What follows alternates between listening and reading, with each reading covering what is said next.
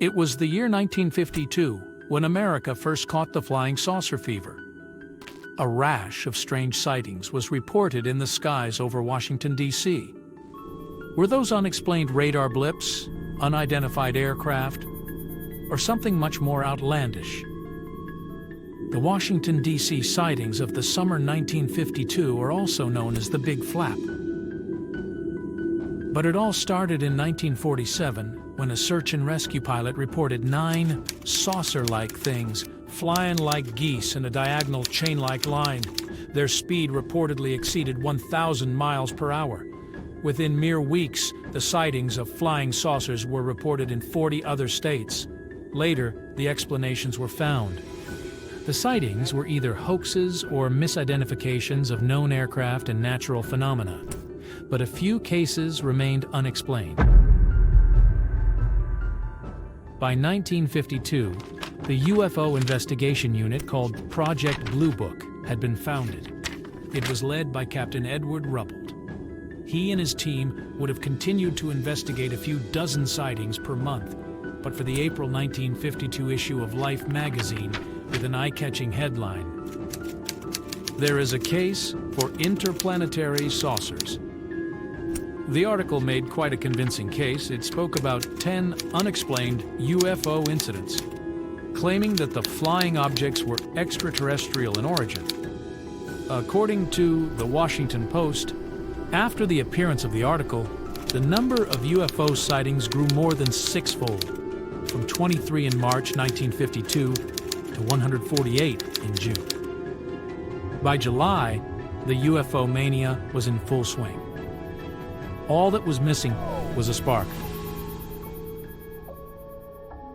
And it happened before midnight on Saturday, July 19, 1952. An air traffic controller at Washington National Airport spotted 7 slow-moving objects on his radar screen. They were far from any civilian or military flight paths. He called his supervisor and joked about a fleet of flying saucers. Simultaneously, 2 other air traffic controllers at National spotted a bizarre bright light hovering in the distance. It suddenly dashed away at breakneck speed. At Andrews Air Force Base, located nearby, radar operators detected the same unidentified blips. Those were slow and clustered at first, but then they raced away at a speed higher than 7,000 miles per hour. One Andrews controller looked out of his tower window and spotted something he later described as an orange ball of fire with a tail. A commercial pilot flying over the Virginia and Washington, D.C. area saw 6 streaking bright lights resembling falling stars without tails. 2 jets were sent to search for the UFOs, but every time they got close to the locations shown on the radar screens, the weird blips would disappear. By dawn of July 20th, the objects were gone altogether. Rupert, the lead investigator of Project Blue Book, found out about the sightings just a few days later after flying to Washington, D.C. and reading news reports. He tried to get to National and Andrews to interview the radar operators and air traffic controllers, but wasn't allowed to take a government-issued car. He had to fly back to Ohio with nothing. In a few days, UFOs were back over the Capitol. The same radar blips appeared again.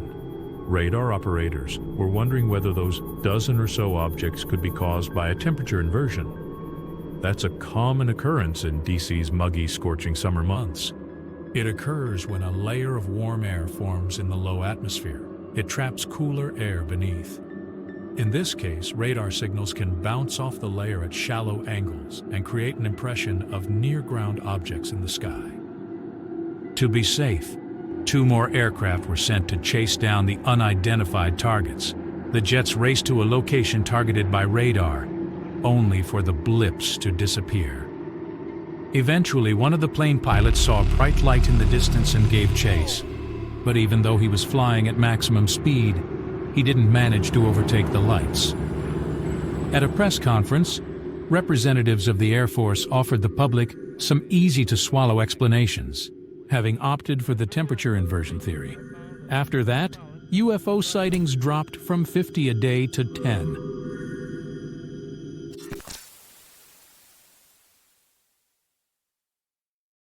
The Roswell incident is a collection of events and myths surrounding the crash of a mysterious object in 1947.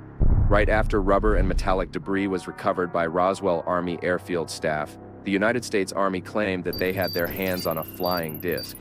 Just a day after this announcement was made and made international headlines, it was retracted, but the word was already out. To hide the true nature of the find, the Army stated it was a good old weather balloon. But later in 1978, a retired Air Force officer revealed that it was just a cover story. At the same time, he added that he was sure that the debris had an extraterrestrial origin. This speculation became popular thanks to the 1980 book, The Roswell Incident. It also turned into the basis for long-lasting and increasingly contradictory and complex UFO conspiracy theories. Over time, they expanded the incident to include authorities hiding the evidence of other space civilizations, multiple crashed flying saucers, alien bodies, and even reverse engineering of extraterrestrial technology. However, none of those theories were based on any real evidence. But despite the absence of proof, many supporters of the UFO theory claimed that the Roswell debris was from a crashed alien craft. They accused the authorities of creating cover-up stories. This conspiracy narrative became a trope in movies, science fiction literature, and TV shows. No wonder that the town of Roswell is still promoting itself as the best destination for UFO-associated tourism. But what happened in this area in reality? The government's claim that a weather balloon had crashed at Roswell was indeed a lie. In 1994, the Air Force admitted that the recovered debris had actually been from an American balloon used to watch other nations. It was part of Project Mogul, an attempt to monitor anticipated nuclear tests that could be conducted by other countries.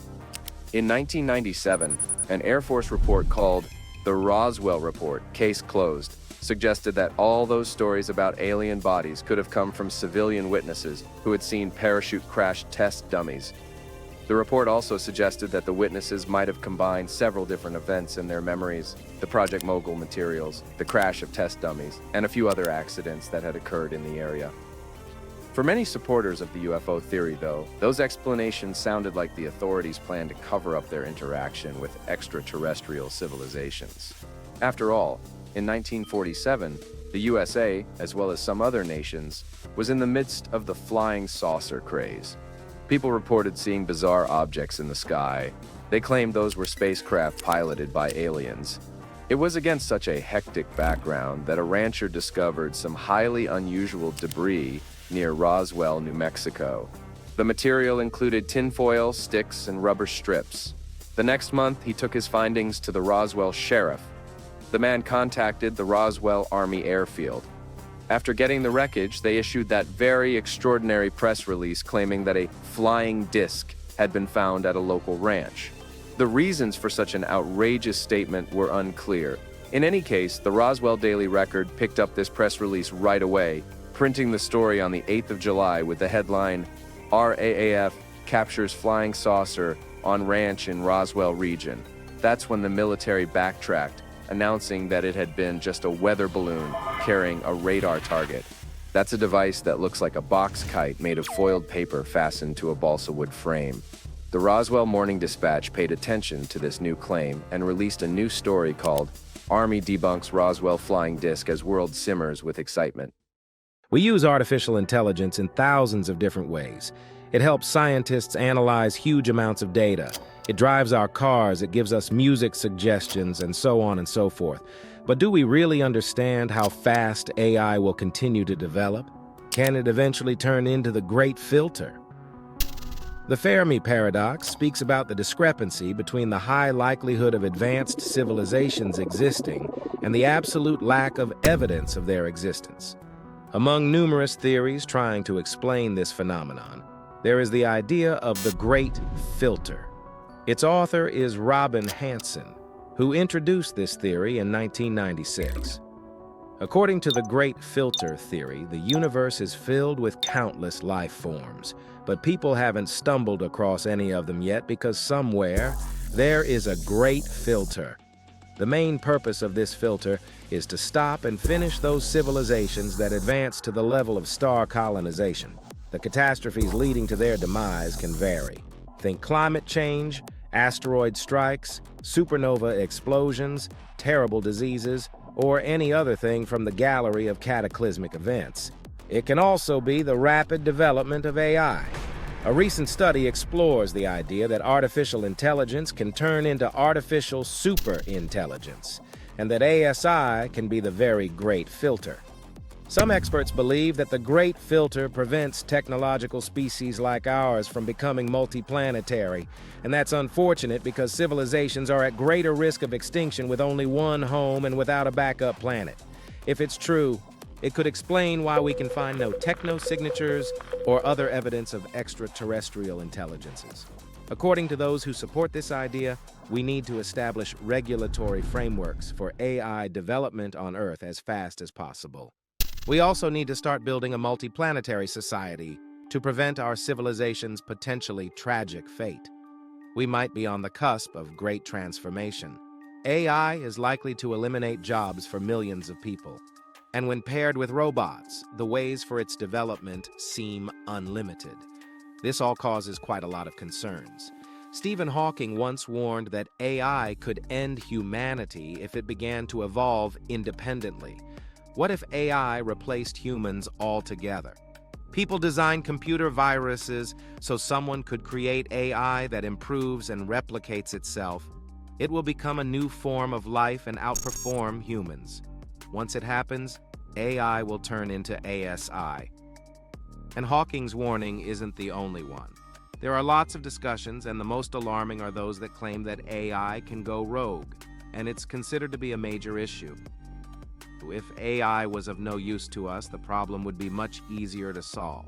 But artificial intelligence has tons of different benefits, from safer transportation systems to improved medical imaging and diagnosis. If AI turned into ASI, it could no longer need the biological life that created it. After reaching a technological singularity, ASI would evolve at a pace that would render traditional prediction mechanisms useless. It would lead to unforeseen and unintended consequences. How could ASI get rid of those pesky biological life forms? Well, it could engineer a fatal virus, disrupt agricultural food production, force a nuclear power plant to melt down. The list can go on and on. But even though it all sounds terrifying and unavoidable, it's actually not. If we could get multiplanetary status, we would take advantage of living independently on different planets. We would make our survival strategies more diverse and possibly avoid the single-point failure a planetary-bound civilization faces. If we could distribute the risk across multiple planets around various stars, we would protect ourselves against the possible threat coming from ASI. This model would increase the resilience of a biological civilization to AI-provoked catastrophes. But the problem with this solution is that AI is advancing much faster than our attempts to become multiplanetary, and this disparity might cost us a lot.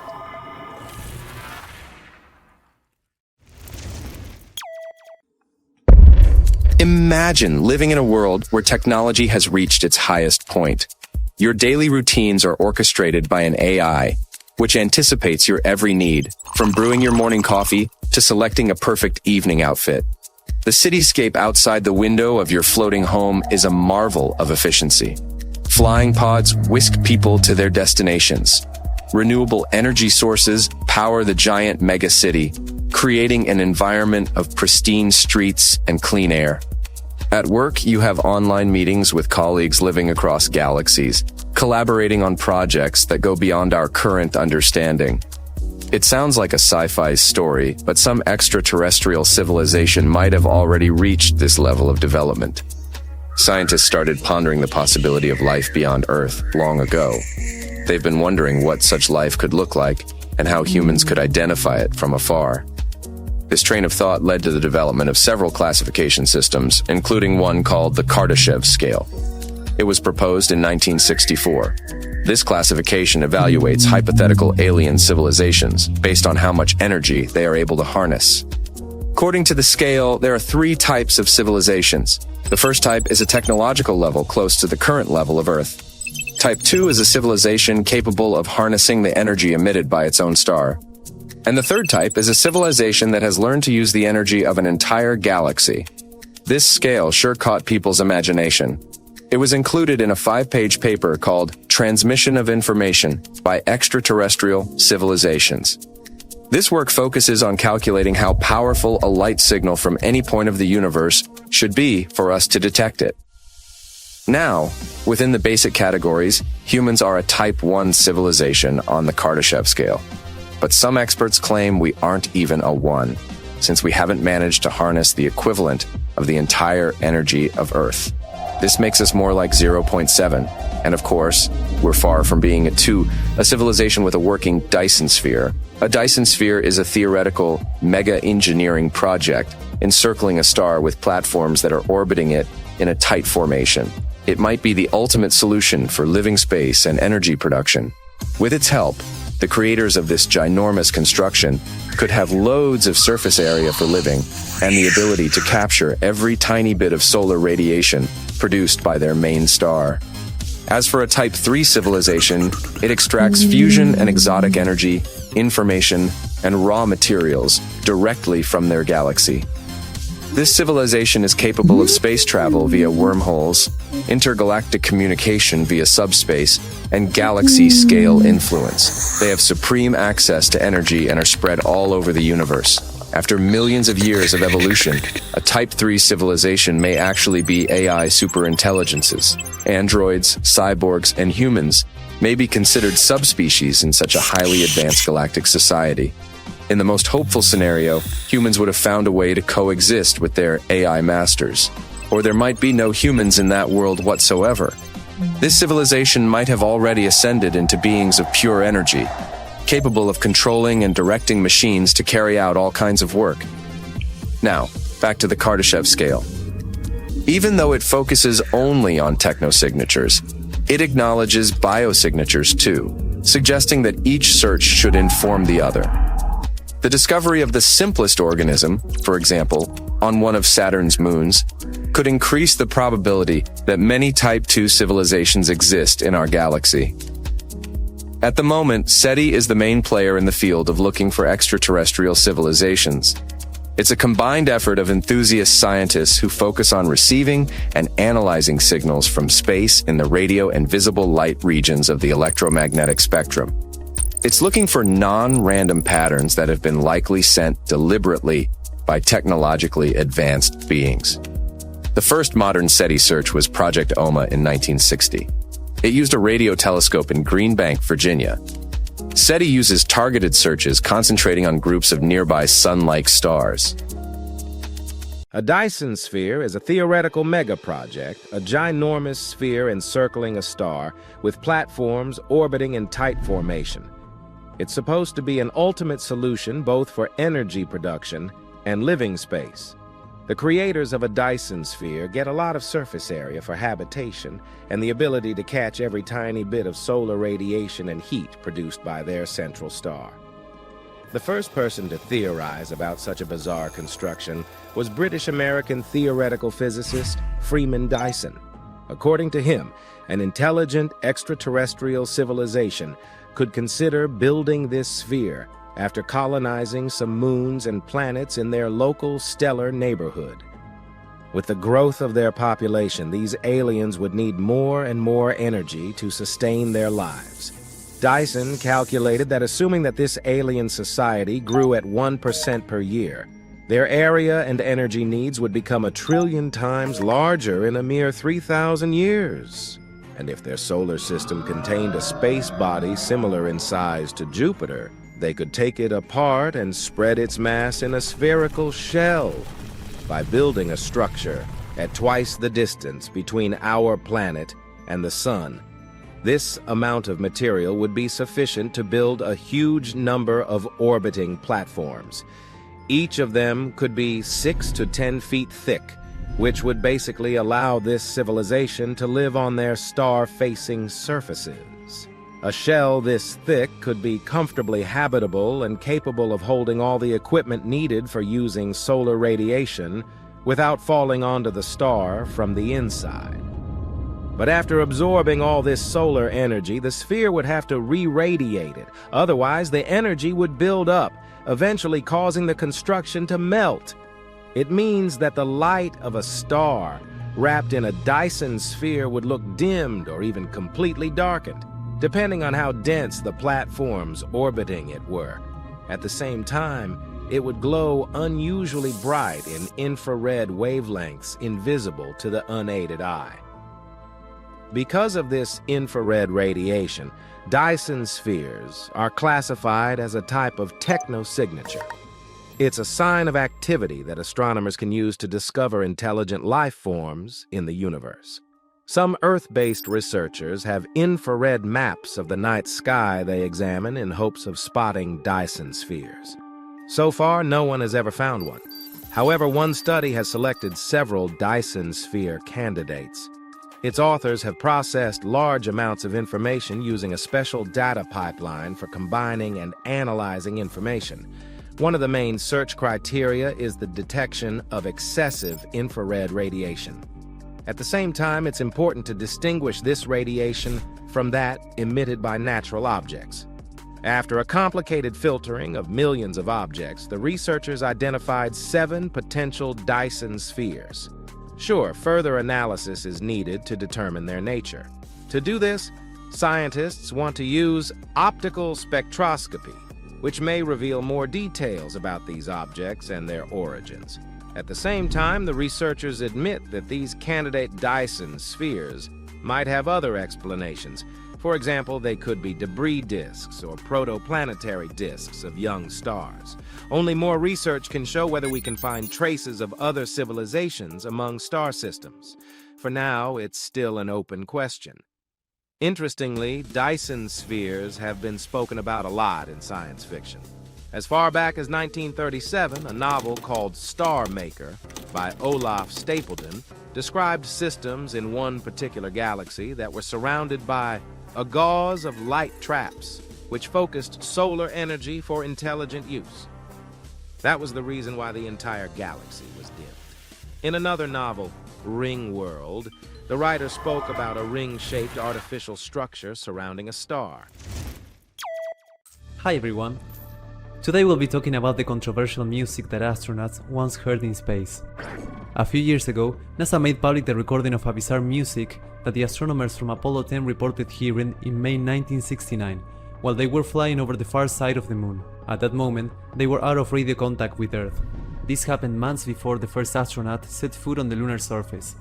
There were 3 people on board: Thomas Stafford, John Young, and Eugene Cernan. The sounds lasted for about an hour. Astronomers managed to record them and transmit them to Mission Control in Houston. Now, I want you to listen to these whistling sounds. That music even sounds outer spacey, doesn't it? You hear that? That whistling sound? Yeah. Don't they resemble some kind of otherworldly outer space music? So the question is, could the astronauts have heard alien music coming from outer space? Well, there's another more simple, non-alien involving explanation for this cosmic phenomenon, but we'll talk about it a bit later.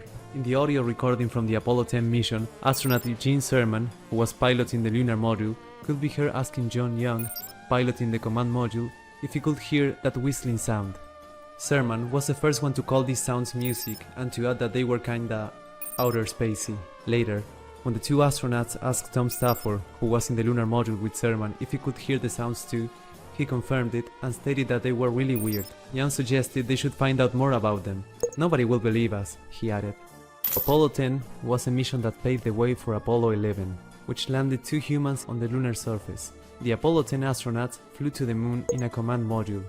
However, 2 of the crew members also had a ride in the lunar module, which allowed them to drop down to less than 10 miles above the moon's surface. So, since they managed to approach our natural satellite so closely, could they have heard something coming from the lunar surface? Well, apparently not. Turns out that the creepy whistling sound was nothing more than some interference between the VHF radios on the 2 different vehicles. Interestingly enough, Apollo 11 astronaut Michael Collins later wrote in his book, Carrying the Fire, that NASA technicians had warned him about the whistling. He also mentioned that if he hadn't known about the origins of this music, it would have scared him to no end. In 2008, NASA shared the transcripts of the Apollo 10 transmission. but according to the documents themselves, they were declassified in 1982. In 2012, NASA also shared the audio files online. If you listen to these files, you'll hear that the astronauts sound sincerely awed and puzzled by what they hear. Moreover, they bring it up over and over again. It's also worth mentioning that you never actually feel that the three men were panicked or alarmed while going over the transcript or the audio. Some sources put particular emphasis on the fact that the space music started when the astronauts were over the far side of the moon. They didn't have radio or visual contact with mission control for about an hour, something that had been expected. Some documentaries used this moment to create tension by saying things like, the astronauts were on their own. No one on Earth could see or hear them. However, the narrators never explained why the astronauts' isolation could have been such a significant factor. By no means was it connected to the not-so-mysterious sounds undersourced. There's another interesting element to this story that we should consider though, and it's the fact that Apollo 10 astronauts never discussed this incident and the sounds publicly. However, it's still unclear whether they talked about it with NASA engineers. This makes some people speculate that the astronauts didn't want to project anything but a rock-hard psyche. Showing a drop of confidence even once during the whole mission could have left them out of the whole project.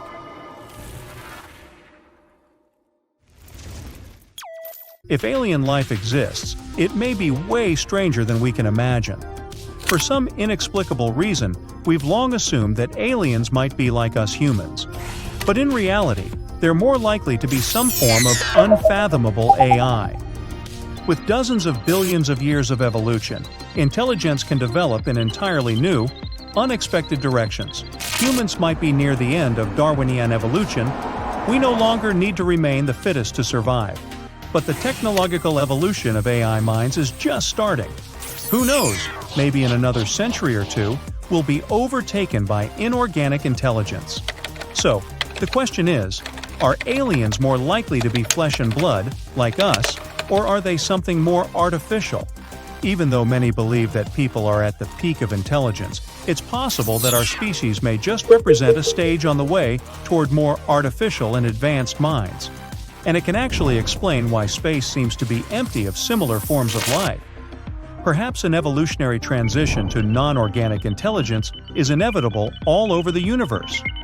Then aliens could be electronic descendants of once organic creatures that existed long, long ago.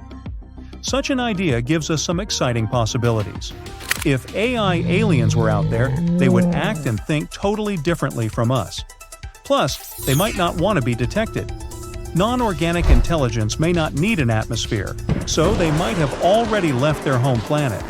If they didn't need any special conditions, they would be able to make intergalactic voyages without having to fear for their lives. They could prefer to live in zero gravity because, in such conditions, you can build very large and very lightweight structures. For example, if you wanted to construct a giant gossamer-thin structure to harvest energy, it would be easier to do so in space than on a planet. They might not even need to live in orbit around a star. They could have innovative ways of getting energy we can't imagine yet. If their brains were silicon-based, they could realize that they needed less energy to process information at lower temperatures. So, they would move away from planetary systems to colder regions of the cosmos. They could even have periods of hibernation for billions of years. What if they had such a period waiting until the cosmic microwave background, the leftover radiation after the Big Bang, cooled down enough for them to function properly? We can't assume that these aliens would be a civilization either. On Earth, this term means a society of individuals. But aliens might be a single integrated intelligence, or they might be zombies, super intelligent but lacking self-awareness and inner life. In this case, they would be alive but unable to perceive themselves or the world around them. Alternatively, their advanced intelligence might allow them to understand aspects of reality we can't figure out yet. There are likely to be things in the universe that neither our mind nor our senses can grasp. But electronic brains might have a very different perception. Interestingly, these days, humans themselves are starting to use AI to detect alien life out there.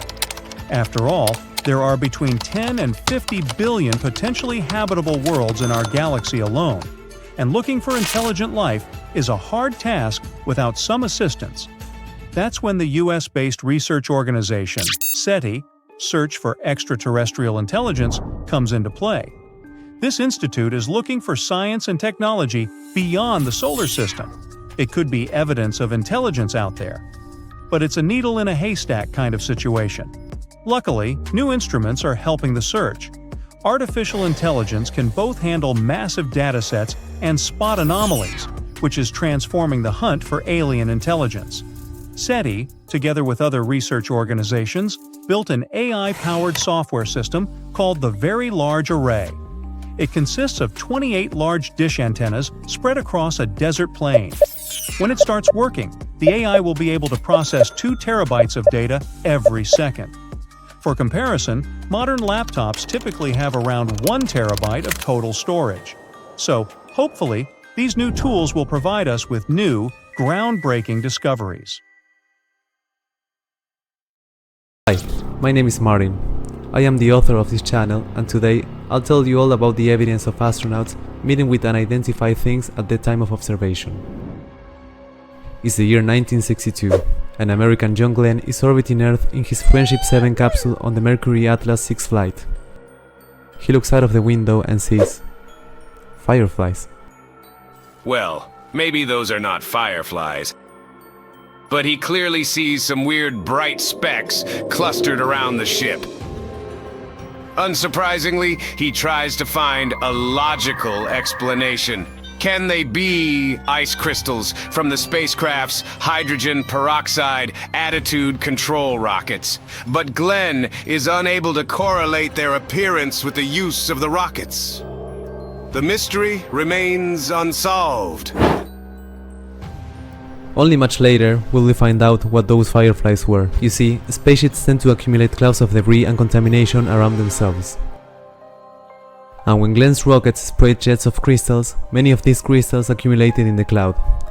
They reflected sunlight and interacted with other gases, looking like tiny sparkles. The case of the mysterious fireflies is now officially solved. But it isn't the darkest space tale. One of the most famous cases of seeing bizarre stuff in space comes from Apollo 11. That's when Neil Armstrong, Buzz Aldrin, and Michael Collins noticed a UFO pacing along with them during their flight to the moon. That's how the astronauts described this incident. We did watch a slow blinking light some substantial distance away from us. There was something out there, close enough to be observed. The period of uncertainty was rather brief. The astronauts and ground control soon identified the object. It was one of the 4 adapter panels that fit between the 3rd stage and the lunar module. These panels were ejected from the 3rd stage, and one of them continued along the same trajectory as the lunar module with the crew. While moving, it rotated and blinked when sunlight was reflected off its surface.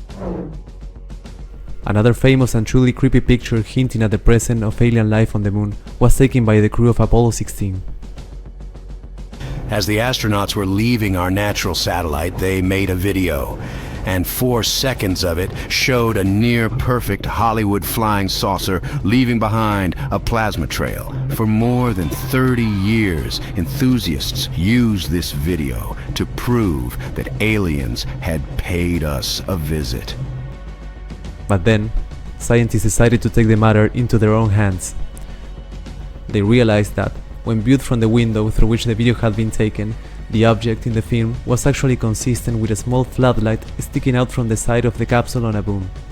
Look, from this angle, the floodlight looks exactly like a flying saucer. And the boom, indeed, looks like that plasma trail. And do you see this? Those are a couple of bolts on the boom. Another report that inspired UFO enthusiasts came from Gemini 7. Astronauts Frank Borman and Jim Lovell were making what was called a football maneuver. It was supposed to get them into a position where they would make recurring close approaches with their Titan II booster stage every orbit. But when they were performing this maneuver, Barman reported bogey at 10 o'clock high. We have several, looks like debris, up here, actual sighting. We also have the booster in sight. Yeah, have very, very many. Look like hundreds of little particles banked on the left out about 3 to 4 miles. It looks like a path to the vehicle at 90 degrees. They are past now, They were in polar orbit. Lovell claimed that the booster was in sight too, slowly tumbling along with the debris cloud. Does it mean that Bogman's bogey particles couldn't have been the booster or booster debris? After all, they were moving in a different direction, traveling along a different trajectory. Well, not necessarily. Later analysis showed that those particles were ice flakes from leftover fuel from the Titan II. As you see, astronauts often report seeing weird stuff out there, but NASA's reaction is often anticlimactic. Let's have a look at how they commented on the statements of an astronaut who claimed to have witnessed alien presence in space. NASA doesn't track UFOs. NASA is not involved in any sort of cover-up of alien life on this planet or anywhere else in the universe.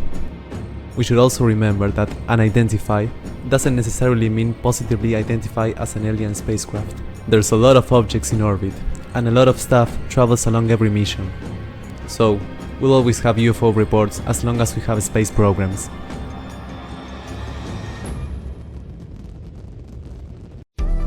According to the theory of panspermia, life could have been brought to Earth by a meteorite, comet, or asteroid from a different region of space. At the moment, this idea remains purely theoretical. But let's figure out if it could actually turn out to be true.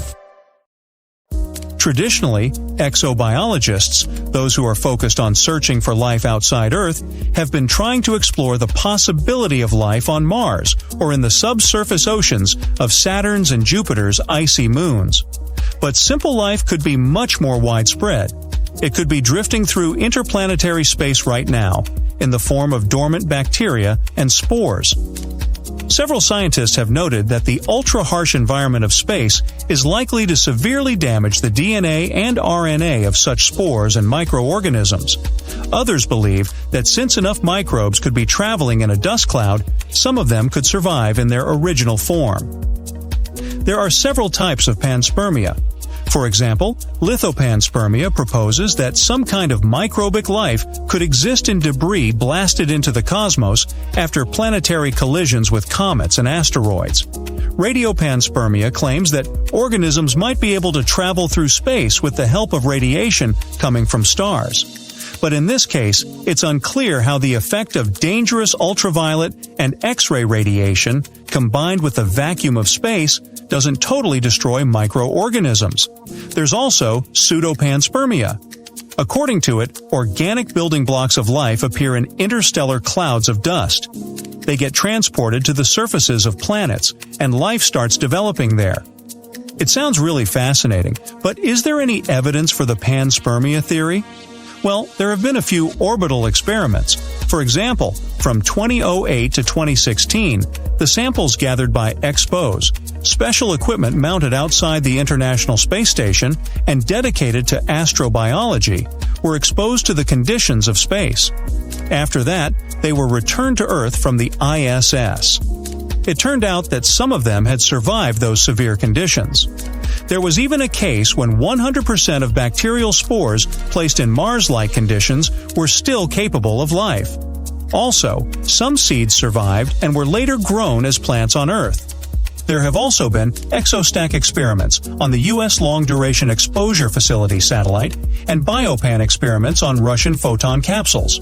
They have shown that with minimal protection, spores, lichens, and even minuscule animals, such as tardigrades, might be able to survive in space for as long as several years.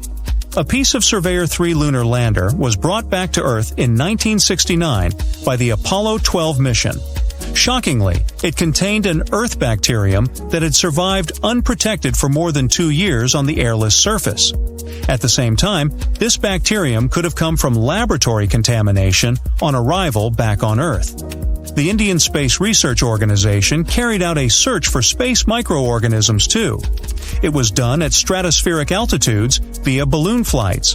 The results showed that living interplanetary cells existed in air samples taken from heights of above 25 miles. Normally, air from lower levels of the atmosphere can't be transported there, so this discovery seemed to prove the theory of panspermia. But in 2010, NASA atmospheric sampling before and after hurricanes proved that under certain circumstances, Earth bacteria could actually be transported very high into the upper levels of the atmosphere. One of the main arguments against panspermia is that if this theory was correct, all life found throughout the solar system would have a common origin and share main biochemical characteristics like genetic code. It doesn't sound plausible. Many specialists believe that only the presence of astronaut explorers on the surfaces of, let's say, Mars, Europa, or Enceladus can properly solve the question of life in the solar system. They can compare any life forms found with Earth-type life, which can turn out to be a real test of panspermia. In any case, until probes finally find direct proof of spaceborne life, the panspermia theory will remain unproven. We could use one of the largest lasers in the world to detect alien spaceships. If aliens existed and managed to make a spacecraft as huge as Jupiter, our equipment could probably detect it using the ripples its warp drives would produce in space-time. You see, an enormous spaceship is bound to produce gravitational waves while moving around. You can read about a warp drive, also called a drive-enabling space warp, in science fiction. This device distorts the shape of the space-time continuum and is one of several ways of traveling through space. It's often described as similar to hyperspace, a faster-than-light method of interstellar travel. A spaceship equipped with a warp drive can travel at speeds greater than the speed of light by many orders of magnitude. But unlike some other fictitious faster-than-light methods of travel, like a jump drive, it doesn't permit immediate transfers between 2 points. Instead, it involves a measurable passage of time.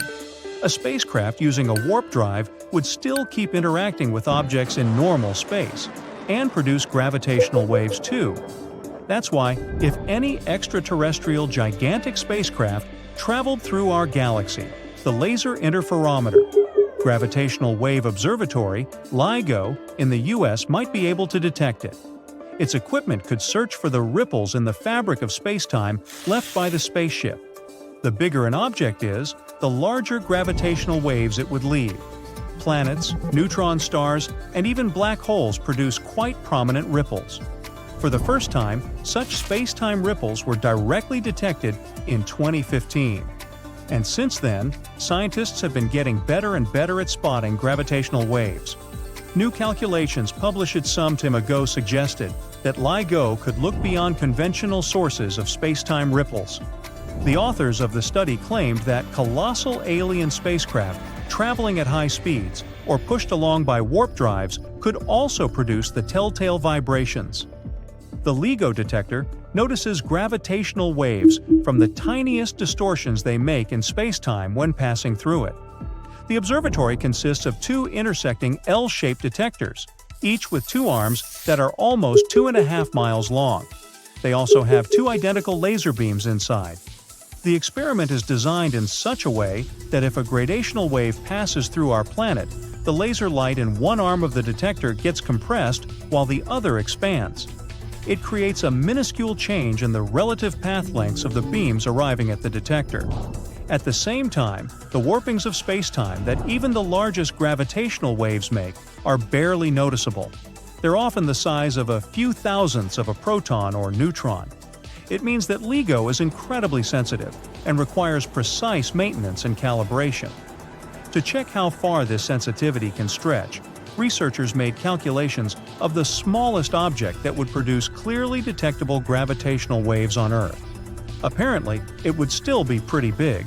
To be detectable by LIGO, an alien spacecraft would need to weigh roughly the same as Jupiter, be within 326,000 light-years away from Earth, and travel at 1/10 the speed of light. Could spaceships of this scale and speed exist?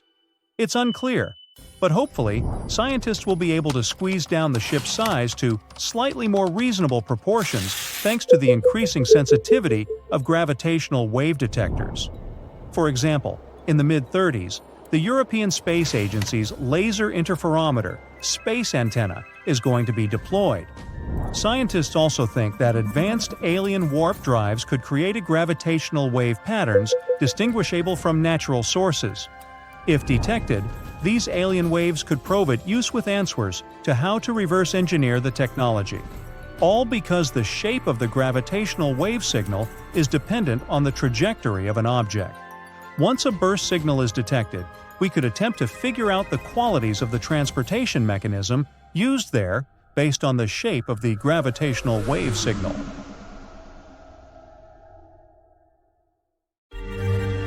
How about I tell you that aliens might exist? I know it probably goes against everything you believe in, but it's a new model of the universe that could explain how intelligent life spreads and distributes. This model makes lots of predictions. For example, we should expect to meet another civilization at some point. It also mentions our chances of starting to get messages from aliens, or even becoming an interplanetary civilization ourselves. This model also explains why we haven't met other space civilizations yet, considering the huge number of stars and galaxies in the universe. But let's go into detail. The main assumption of the model is that, at one point, a civilization existing in the vastness of the cosmos can become Grabby. You see, there are two types of civilizations. Quiet aliens don't actually try to expand. Neither do they change much. And after some time, they just disappear. That might be the reason why we don't have any data about them. And all that is left to do is to make speculations about their existence. But there are also loud aliens. They supposedly keep spreading really fast until they meet other space civilizations. The model also calls these loud aliens Grabby. That's because they expand from their home planet at a fraction of the speed of light. They also make significant and visible changes wherever they travel. And they last for a really long time, too. Why might we suppose that Grabby aliens exist? Because their existence may be the most plausible explanation for why humanity appeared so early in the history of the universe. See for yourself. The current date is 13.8 billion years after the Big Bang. Small stars can burn their cosmic fuel for up to 1 trillion years. And according to the standard model of the origin of advanced life, it's more likely to appear at the end of the longest planet lifetimes. Well, Grabby aliens might be to blame for our early appearance. Such civilizations could set deadlines for others. If such aliens indeed exist, they will occupy most of the observable universe really soon. And when they succeed, no other civilizations will be able to appear, because all the habitable planets will already be taken.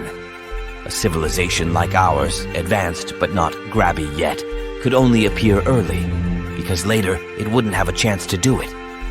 There's another reason why the idea of Grabby aliens seems plausible. Look at life on Earth, like humans. Aren't we Grabby in many ways too? Species, cultures, and companies tend to expand and occupy new niches and territories as fast as they can. For example, species spreading on new territories get access to new resources, and thus increase their population. Why shouldn't we expect the same behavior from extraterrestrial civilizations? The main author of this model, Robin Hanson, was also the first to introduce the idea of the Great Filter in 1996. According to the Great Filter theory, the universe is filled with countless life forms, but people haven't stumbled across any of them yet because somewhere there is a Great Filter. The main purpose of this filter is to stop and finish those civilizations that advance to the level of star colonization. Suppose that this idea is true. There are 3 possible scenarios for our civilization. The first one, we're unique because we have passed the Great Filter. Other civilizations haven't managed to make it this far. The second scenario goes like this. We're among the first potential colonizers, before the conditions in space were too harsh for life forms to leave their home planets. In this case, chances are high that we'll soon encounter other civilizations. And the third scenario is quite worrying. We haven't reached the level of technological development that is advanced enough for the filter to locate us. This means that we haven't passed the filter yet. In other words, the trial is still ahead, and it's a big question if we manage to pass it. The 2 Voyager spacecraft have had a great track record. They took photos of such planets as Jupiter, Saturn, and Neptune, and then just kept going, beyond the outer edge of the solar system. At the moment, Voyager 1 is more than 15 billion miles away from our planet, and is still transmitting. Surprisingly, it takes only 22 hours for the signal to travel from the spacecraft to Earth. But how is it even possible to send signals for such unimaginable distances, considering that the satellite's processor is weaker than the processor from car keys? Both Voyager spacecraft use 23-watt radios. This is higher than the 3 watts a regular phone uses, but it's still considered to be a low-power transmitter.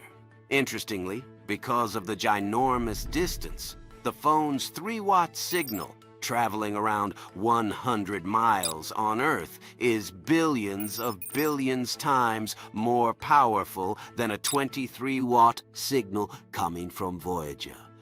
By the way, large radio stations on Earth transmit at tens of thousands of watts. This puzzle is easy to solve. The key to receiving the signal is not the power of the radio, but a combination of 3 other things. First, there must be very large antennas. Second, there must be directional antennas pointing at each other. And third, we need radio frequencies without tons of human-made interference. The antennas the Voyager space probes use are indeed very big. Have you ever seen satellite dish antennas some people have in their yards? They're typically 6 to 10 feet in diameter. Well, the Voyager spacecraft has an antenna which is 12 feet in diameter. And it transmits to large antennas on our planet. Earth antennas and the Voyager antenna are pointed right at each other.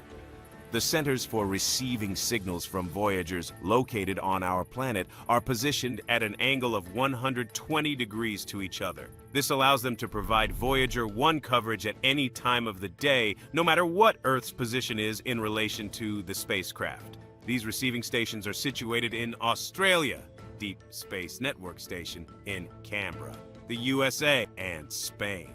Let's try to figure out how communication works on Voyager 1. To do so, we need to discuss the design features of the space probe's radio reception equipment and the computer system serving it.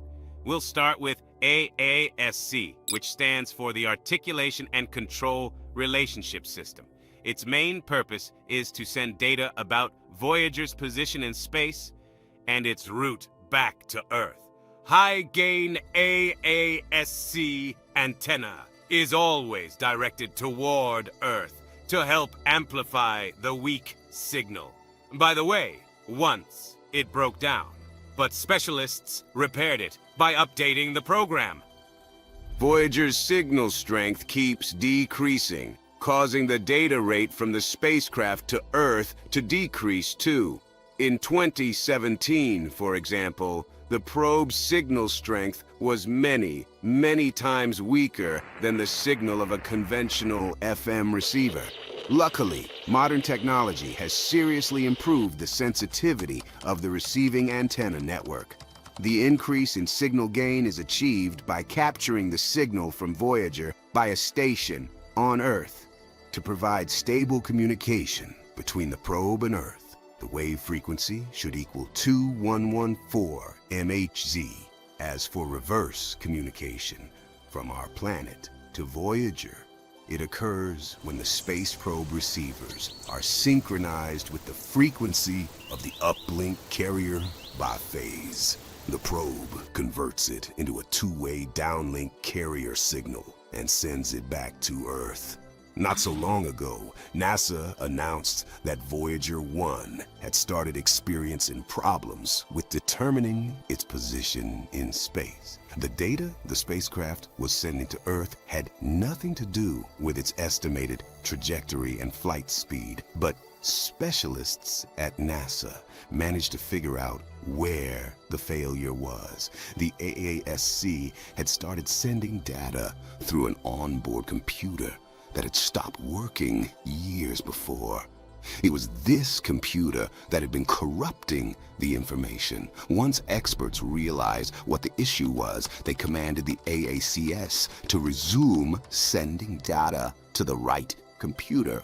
At the moment, Voyager 1 seems to be still traveling along its initial path, which is indirectly indicated by the stability of the radio signal emitted by the probe. Speaking of Voyager's journey, gravity assists their maneuvers.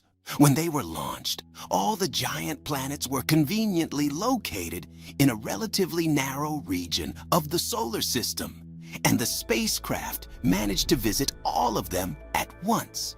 Both Voyagers are carrying time capsules intended for any intelligent extraterrestrial civilization. These capsules include greetings in 55 languages, as well as different sounds and images. By the way, Voyager 2 is now over 40 years old and is the most distant human-made object. And shockingly, scientists are still fixing its software issues.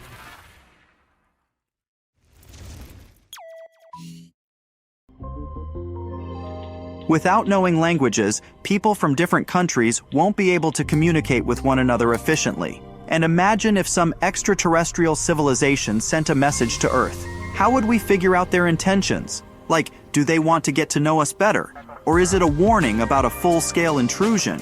It must be terribly hard to bridge the gap between us and creatures whose minds, bodies, and habitats are totally different from ours.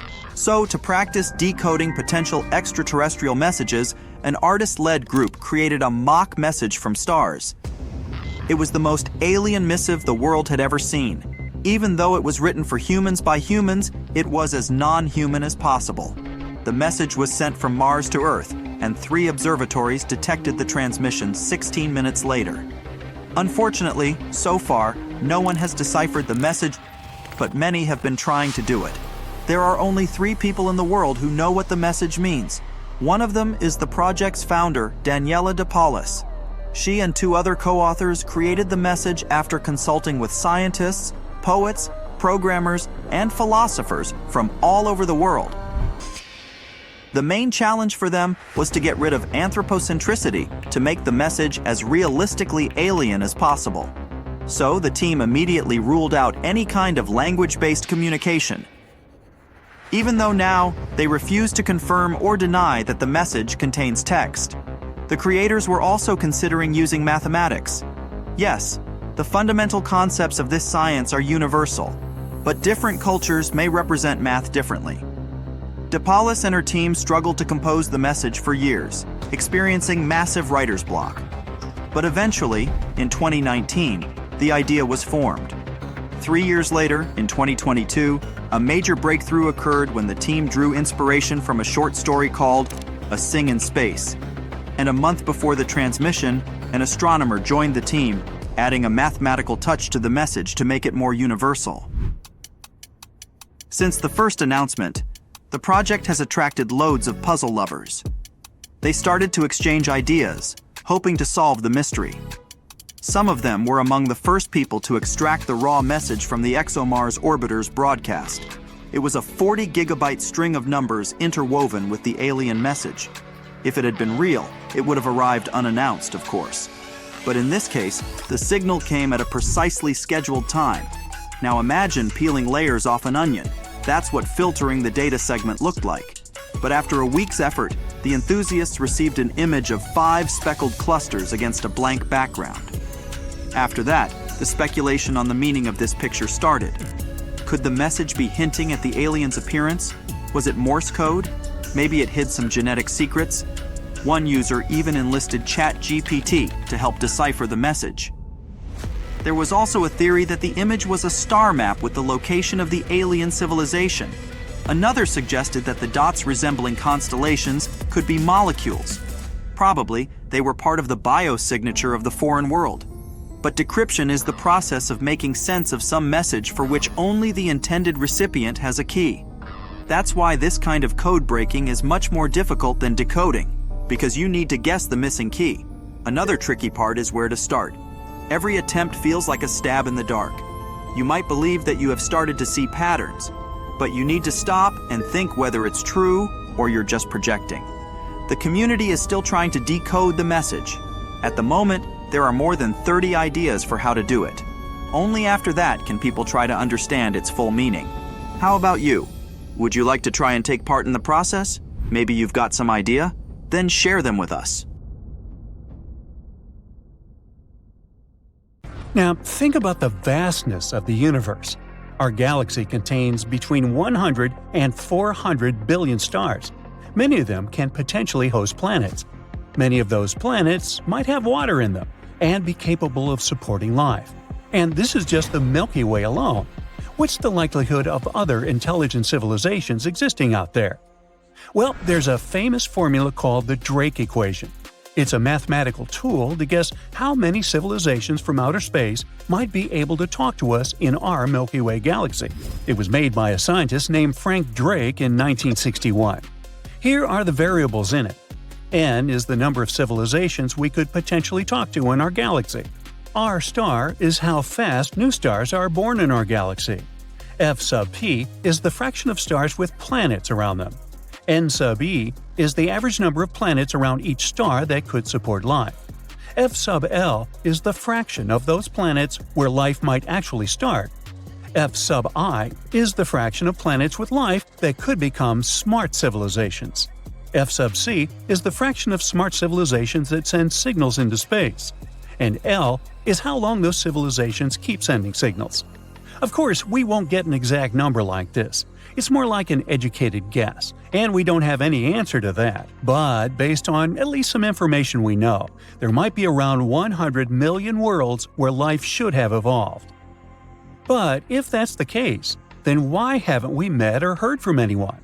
This is called the Fermi paradox. It's named after the famous physicist Enrico Fermi. He asked a simple but very important question: where is everybody? Our universe should be filled with chatty extraterrestrial beings, advanced civilizations, and spaceships zipping around. Yet, when we look up at the night sky or listen with our radio telescopes and antennas, it's eerily quiet. All we get is the so-called Great Silence of the universe. Scientists from Oxford University's Future of Humanity Institute are trying to answer this question. And they're not the only ones. A group called METI, for Messaging Extraterrestrial Intelligence, organized a workshop in Paris in 2019 to explore this mystery. The workshop brought together experts from various fields, like astrophysics, biology, psychology, and so on. One of the ideas discussed is called the zoo hypothesis. It suggests that perhaps other civilizations do exist, but they're simply not broadcasting their presence. Maybe they know that making direct contact with us could be risky for both sides. So they're intentionally avoiding us, because they're watching us like observing a zoo. They could be using advanced technology we can't detect. There are also some optimistic explanations, like time delays. Space, as you know, is unimaginably big. The time it takes for signals or information to travel across the universe is enormous. It's possible that other civilizations exist, but their signals haven't reached us yet, or ours haven't reached them. But some explanations aren't very optimistic. Like, some scientists think Earth might really be unique. Maybe the conditions that led to life and intelligent beings are so incredibly rare that there are no other planets like ours. Scientists point out that there are many planets similar to Earth, and some are much older. This means there should be plenty of planets where life could evolve. Recent research also suggests that life might be way more resilient than we thought. And, well, while it increases the amount of life existing out there, it also increases the chances that intelligent life doesn't last very long. It might destroy itself before it can spread to other parts of the universe. This is a concerning idea for the future of humanity. The researchers also considered that many planets might be at a similar stage in their development. That's why it's hard for them to explore the universe at the same time. But even they agreed that this explanation is way too far-fetched. And finally, one of the big potential explanations is called the Great Filter. This idea was suggested in the 1990s by Robin Hanson. It says that for life to develop and become advanced like us, it has to overcome some really tough challenges. First of all, the planet itself should have a good stable star and good enough conditions on it. Then life has to start on that planet. These life forms need to be able to reproduce using things like DNA. Simple cells must evolve into more complex cells. More complex organisms with multiple cells must develop. And eventually, these organisms must figure out how to reproduce which increases genetic diversity. And finally, these organisms must be smart enough to use tools, create, and explore things. Finally, they should colonize other planets and star systems without destroying themselves. And maybe one of these stages is so incredibly hard that most civilizations don't make it past that point. This challenge could be something like developing intelligence in the first place, or it might be the struggle to avoid self-destruction. So, perhaps life isn't rare at all, but most of it doesn't go beyond simple tiny organisms like bacteria. Even if the universe is full of bacteria, they don't become advanced enough to build spaceships.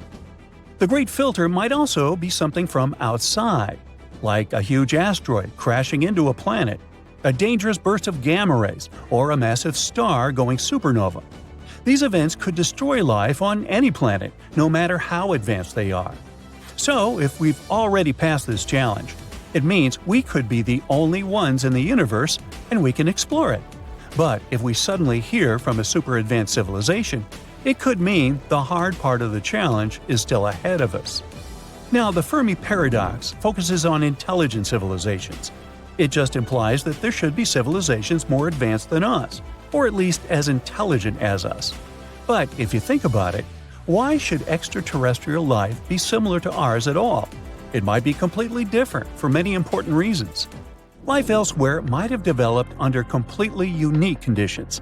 This could lead to forms of intelligence and consciousness very unlike our own.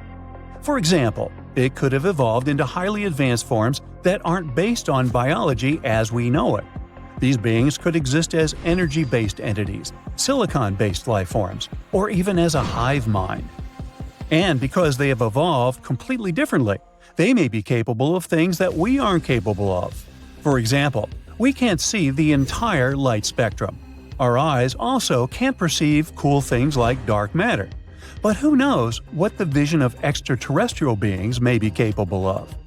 Their abilities might even extend beyond our three-dimensional perception. They might be able to perceive and interact with higher dimensions, which is why they could have unique, interesting insights into the nature of our world. Or maybe they've learned to think outside of time, like in the movie Arrival. For us, we still haven't met them, but for extraterrestrial beings themselves, the concept of time doesn't exist at all. They're simultaneously in the past, present, and future. For humans, something like this is hard to even imagine. Plus, even on Earth, we don't fully grasp how consciousness works or why it exists. We're not even sure when exactly we became conscious. So even if we do encounter extraterrestrial life, it will be hard for us to understand them or communicate with them. We think that they might have entirely different language systems, symbols, and so on, but they might not even have any communication systems at all. As you can see, the possibilities are endless. Evolution is a process that can go in many different directions. It's possible that extraterrestrial life developed in ways we can't easily understand or even imagine. These things are intriguing to think about. There are still no easy answers. The Fermi paradox remains one of the most exciting and mystery questions in science. Scientists continue to explore these mysteries through a multidisciplinary approach. They're hoping to find clues that could lead to breakthroughs in our understanding of alien intelligence. And until we find a definitive answer, we can keep sparking our curiosity and imagination.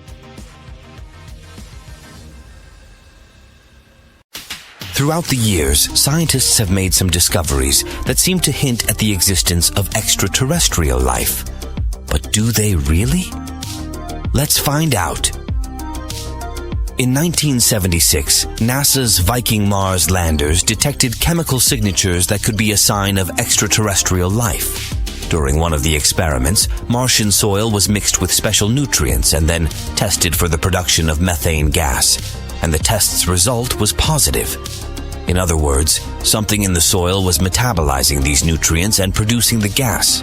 Unfortunately, other experiments conducted on board the landers didn't show any evidence of life. It caused NASA to declare the result a false positive. And still, some scientists keep standing by the finding, arguing that the experiments on board were ill-equipped to look for a key indicator of life, organic molecules. In 1977, an Ohio State University radio telescope detected a bizarre pulse of radiation coming from someplace near the Sagittarius constellation. It lasted 37 seconds and was so unexpected that the astronomer who was monitoring the data at that moment scribbled, "Wow," on the telescope's printout. The thing is that the radio frequency of the signal is internationally banned on Earth. The signal could be the result of a supermassive astronomical event, or it could be sent by some kind of intelligent life with immensely powerful transmitters. So far, this mystery has remained unexplained. In 1996, NASA scientists announced that they had found something that could be microbes in a potato-shaped chunk of Martian rock. The meteorite might have been blasted off the surface of Mars in a collision. It had been wandering the solar system for about 15 million years before it fell in Antarctica. Analyses showed that the meteorite contained some organic molecules and tiny particles of the mineral called magnetite. It's sometimes found in bacteria living on our planet. NASA researchers used an electron microscope and announced that they had spotted nanobacteria. But since that time, this evidence has been called into question a few times. Some experts say that the particles of magnitude are not really similar to those found on our planet, and Earth's contaminants are likely to be the source of organic molecules. Jupiter's moon Europa has a bizarre red tinge. Some of the theories explaining this phenomenon have suggested the reason is frozen bits of bacteria, which are also responsible for the mysterious infrared signal the moon gives off. But this theory hasn't been proven yet. The existence of life in Venus's clouds might explain curious anomalies in the composition of the planet's atmosphere. Solar radiation and lightning are supposed to generate tons of carbon monoxide on Venus, but in reality, this gas is rare, as if something is removing it. Another weird thing is the presence of both hydrogen sulfide and sulfur dioxide in the atmosphere. Usually, these two readily react together. That's why it's rare to find them coexisting. The only explanation can be that some process keeps churning them out. But probably the most mysterious is the presence of carbonyl sulfide. The thing is, on Earth, it's only produced by microbes and not by some inorganic process. Some experts believe that microbes might be living in the atmosphere of Venus. The surface of the planet, scorching hot and acidic, isn't very suitable for the development of life, but up in the atmosphere it's moist and hospitable, with a pressure similar to Earth and pleasant temperatures.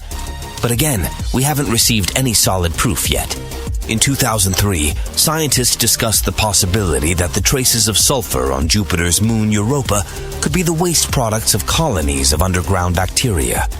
The compounds were first discovered by the Galileo space probe, which also found some evidence of a volcanically warmed ocean beneath the icy crust of the moon. The sulfur signatures look similar to the waste products of bacteria living in the surface ice covering lakes in Antarctica on Earth. But other scientists rejected the idea. They argued that the sulfur could have come from the neighboring moon. Io there, it's found in abundance. We've never sneaked a peek beyond the edge of the observable universe. What lies there? If we managed to get there, would we find another universe? What if the universe we live in is just one of billions of trillions of other universes? I'm talking about the concept of a multiverse now. Look, there's this idea of parallel universes. Let's take one of them. It looks exactly the same as our universe, and still, some details differ. Maybe instead of becoming a doctor, you chose to start a music band there. Maybe one infamous asteroid changed its trajectory, and dinos are still roaming Earth in that universe. But the multiverse theory takes it all one step further. Those who believe in it state that there might be countless realities. According to this theory, we live in a bubble that is just one of many other bubbles, which I guess looks like bath foam. These bubbles constantly bob up and vanish. Multiverses are described by a few scientific theories, which mention various possible scenarios, from separate universes that keep springing into existence all the time, to regions of space that are in different planes than our home universe. But there's one thing these theories agree upon. All of them suggest that the space and time we observe is not the only reality. You see, it's impossible to explain all the quirks of our universe if it's the only one to exist. So it's either inventing newer theories that can throw light on certain properties of our universe, or accepting the fact that we're living in just one of many, many universes, all of which are different. One of the most widely known multiverse theories is called inflationary cosmology. This is the idea that right after the Big Bang, the universe expanded rapidly and exponentially. Indeed, cosmic inflation does explain lots of the properties of the universe we observe. For example, the distribution of galaxies. When this theory was suggested for the first time, it was perceived as a piece of science fiction. But it can indeed explain tons of interesting features of the world we live in. So with time, people started taking it seriously. Now, the theory states that inflation might happen again and again, maybe even infinitely. And this could create constellations of bubble universes. Of course, none of these bubbles will have the same properties as ours. There may easily be places where physics as we know it doesn't exist. But even though some of these universes might look like ours, they all lie beyond the realm we can observe directly. Another theory, called the many worlds interpretation, claims that there might be multiple branching timelines, or alternative realities. And in each of those realities, our decisions play out differently, which also means very different outcomes. At the same time, the only reality you can perceive is the one where you live. If it's true, then the question is, where are all those other universes? Well, they most likely all overlap in dimensions we absolutely can't access.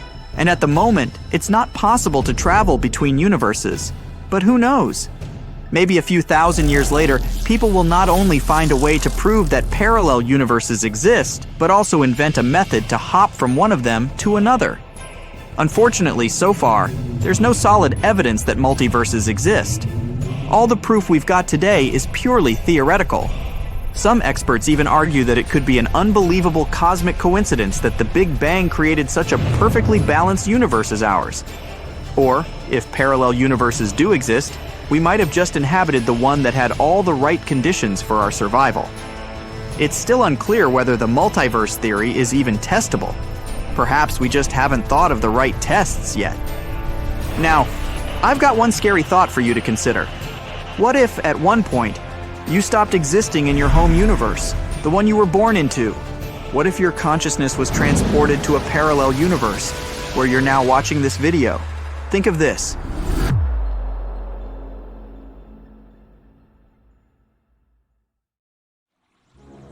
How about going deep, deep into the past? To the times before humans existed, before the infamous asteroid hit Earth, wiping off 3/4 of life forms on the planet, even before the sun ignited or galaxies appeared in the darkness of the cosmos. So, before light could even shine, there was the Big Bang. It happened 13.8 billion years ago. But what was before that? Some scientists are sure that there was no before. Time started ticking as soon as the Big Bang occurred. We're unlikely to ever figure out what reality was like before that, if any. This is beyond human understanding. But there are those who disagree. Some unconventional scientists theorize that just a moment before the Big Bang, all the energy and mass of the nascent universe could be compacted into an insanely dense but still finite speck. Let's imagine it as a seed of a new universe. And this seed, a chunk of essential material, compressed and hidden in a protective shell, was created nowhere else but inside a black hole. Black holes spin incredibly fast, probably close to the speed of light. Such a spin can give the tightly compacted seed a ginormous amount of torsion. So the seed isn't just tiny and extra heavy, it's also compressed and twisted, which means that it can suddenly unspring with a big bang. Now, let's say you add up the energy and mass of all the particles the visible universe contains. And then you try to figure out the answer to the following question. How big could the event horizon of a black hole with the same mass be? The event horizon is the point of no return. Once you cross this invisible line, there's no way back, even for light. But let's get back to our question. Shockingly, such an event horizon would be very close in size to the actual horizon of the observable universe. There's also this idea that became well known thanks to Stephen Hawking. According to it, every time a black hole appears in our universe, it probably gives rise to a baby universe. but you would only be able to visit such a universe if you crossed the event horizon and plunged inside the black hole. And as you know, once you did it, you wouldn't be able to return. In other words, right now, we might be living in a baby universe. But if some outsider is observing us at the moment, our world looks to them like a regular black hole.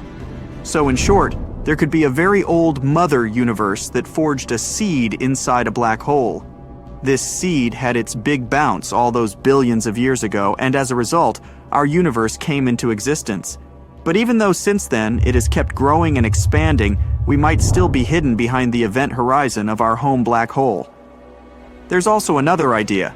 According to string theory, there's a multiverse of universes. Imagine our universe as a soap bubble. This bubble keeps expanding, and we live on its surface. String theory claims that our bubble isn't unique.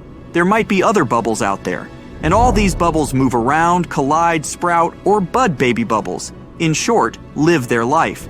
If we follow this theory, we might suppose that black holes are one-way doors between universes. And if you accidentally tumbled down the black hole in our home Milky Way galaxy, you'd end up in another universe. Or rather, not you, but what's left of you after falling through the insane weirdness of the black hole. In this case, this second universe wouldn't be inside ours. It would exist separately, and the black hole would merely be the link connecting them, like a shared route between two aspen trees. Whatever the truth, the danger is still there, lurking in the shadows. What if the black hole we live in decides to collapse? What if it pulls us deeper inside? Or if our world is just a bubble among trillions of other bubbles? What if it bursts one day?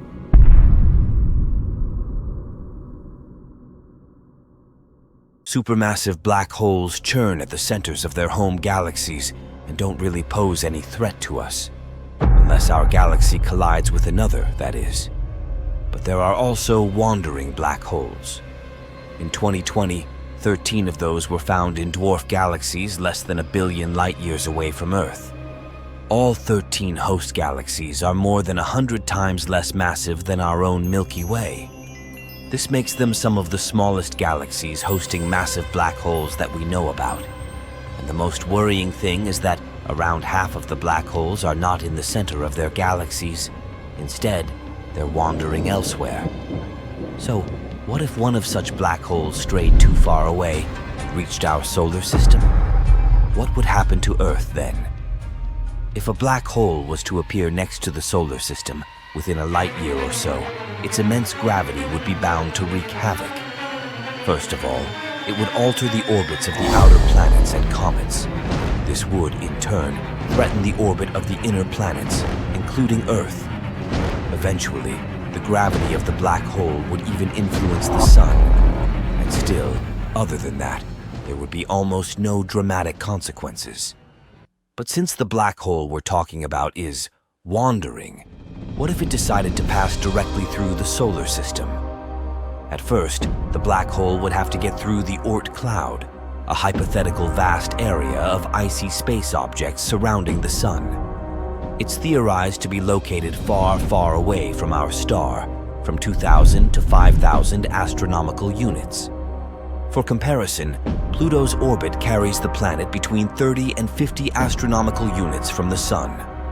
But back to our black hole. Even though the Oort cloud is pretty far away from us, the gravity of the approaching space monster would, most likely, still send hundreds and thousands of comets hurtling inward, toward Earth. At first, people on Earth wouldn't notice anything strange. More bright flashes in the sky, those comets from the Oort cloud, but nothing serious.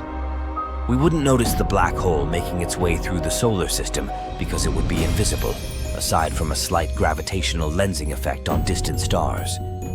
But then, it would start tearing gas from the outer gas giant planets, Neptune, Uranus, Saturn, and Jupiter. It would form an already visible accretion disk. That's a region of superheated gas and dust forming around the black hole. Since this point, people on Earth would be watching the approaching black hole in all its terrifying glory. Even though the black hole itself would be several thousand times smaller than any of the planets of the solar system, its mass would be a few thousand times greater. That's why any planet in its path would be devoured, even such a huge one as Jupiter. And if someone hadn't noticed the black hole by that time, they definitely would now, with the planet suddenly being torn apart limb by limb in front of our eyes. When the black hole came close to the asteroid belt between Jupiter and Mars, the future would look dreadful for us. The incredibly intense gravitational pull of the black hole would start tearing our planet apart. It would cause devastating earthquakes and the eruptions of supervolcanoes, the likes of which people have never witnessed before. Once the black hole reached Earth's orbit, the planet would be doomed, turning into a smoldering, uninhabited chunk of rock. In no time, it would disappear into the abyss of the black hole, Venus and Mercury following suit. The final battle between the sun and the black hole would be epic. Depending on the initial mass of the black hole, the sun might survive in some shape. But most likely, our star would be ripped apart, joining the swirling mass of superheated gas and dust circling the black hole and extending for hundreds of thousands or even millions of miles.